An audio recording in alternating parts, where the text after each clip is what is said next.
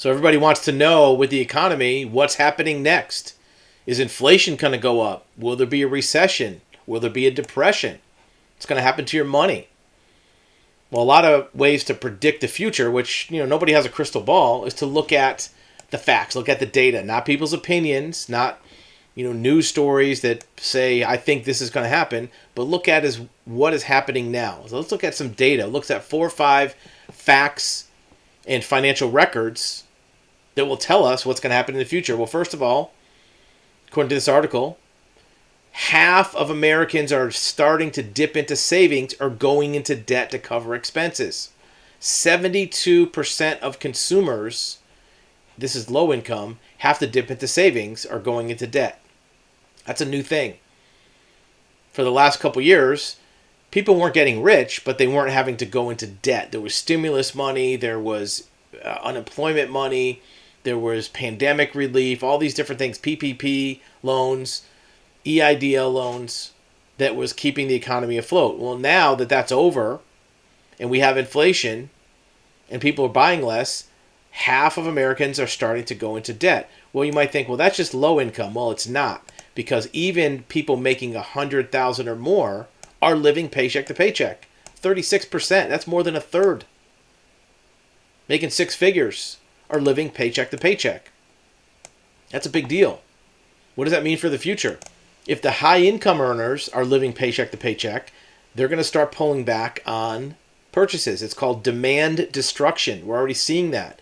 Well, that's a spiral effect.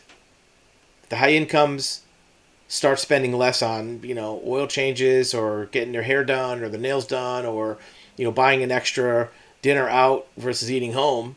Now that's going to be less money in the economy, less GDP. The employees of those businesses will have either less income or be laid off.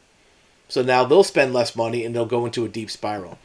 Is it affecting anything else? Well, according to the CEO of Ford, auto loan delinquencies are on the rise. We're looking for every data point we can to get a read on where the consumer is, and this is what's happening. Auto loan delinquencies are going up. So already, people, not only are they living paycheck to paycheck or dipping into savings, even with that, they still can't pay their car loans. Even dipping into savings and living paycheck to paycheck, they can't pay their car loans. What about thinking ahead for retirement? Well, we looked at this before. The stock market has wiped out $3 trillion in retirement savings. How does that compare to the pandemic relief? Well, the pandemic relief put $3.7 trillion into the economy of total outlays, actual payments. Well, $3 trillion of that's already wiped out. It's like we gave it away for free. And people can't pay their car loans, living paycheck to paycheck, and going into debt. What are your thoughts on this? What are you seeing in your life? Is this happening to you directly, people you know, relatives? How about your job? What is your company saying about the financial future of the company? Are there any kind of rumors about what's going to happen? Are customers buying less from your company? Are you seeing less traffic in your retail showroom? Are commissions down for salespeople? What do you see? And if this is going to happen, what plans are you making for the future? What precautions are you taking for future with less money? Are you spending less? Are you tightening the belt? Or are you buying ahead? Are you buying more goods and services because you think inflation is coming? So if you buy it now, it'll be cheaper than even 6 months from now.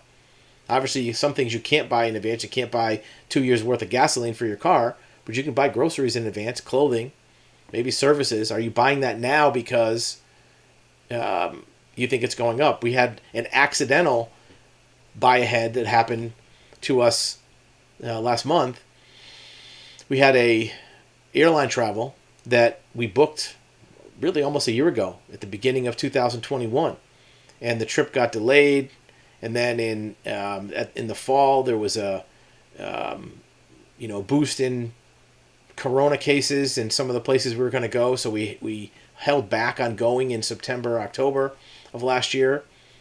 And then we're going to go again in the spring in March or April. And I forget what happened then. But each time we were able to reschedule the trip and didn't lose out. It was a refundable ticket. And that ticket, I think we paid $1,400 for each person for the trip, and had 2 or 3 stops on it. And so when we went to finalize the trip, we went in about a month ago. We had to change some of the dates, but that ticket was already purchased, $1,400. And so we went on the trip. Well, coincidentally, after we went, we looked to see, well, let's maybe book another trip to go again in a couple months. That same exact trip now is $3,800. It's more than double. It's almost triple the cost. $3,800 for a person to go on that same trip. So there may be things that cost more money than they did a few months ago, but who knows what the future is going to be like. Tell us what you're seeing, and we'll see you in the next video.